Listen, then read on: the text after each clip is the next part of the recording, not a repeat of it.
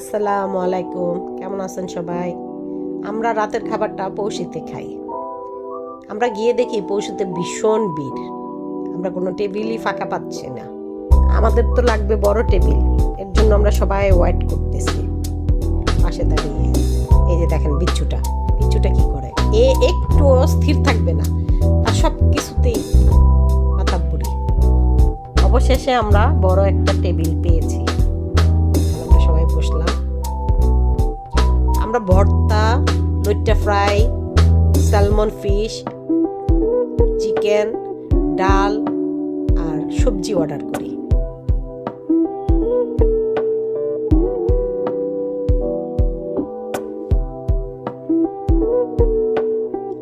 আমরা বসে থেকে খাওয়া দাওয়া শেষ করে প্রায় রাত 11:30 বেজে যায়।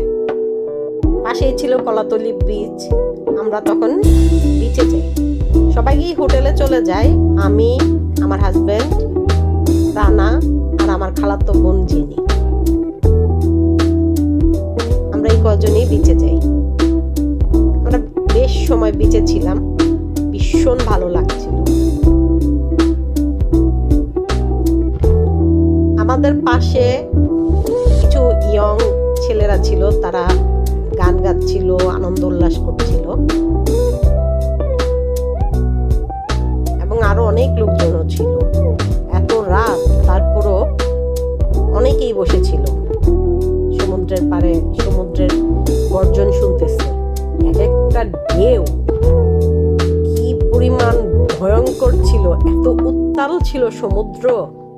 আমি যদি পারতাম আপনাদেরকে সেই সমুদ্র গর্জন শোনাতাম। ভীষণ ভালো লাগছিল।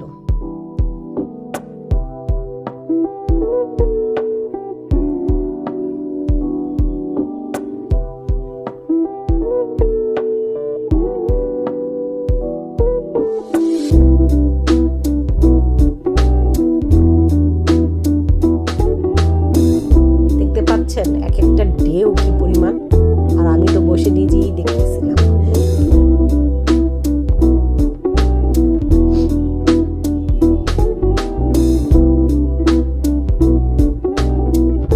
আমার সমুদ্রের পাড় ভীষণ ভালো, আর এই সময়টা তো আরো ভালো লাগছিল। কি শব্দ সমুদ্রের!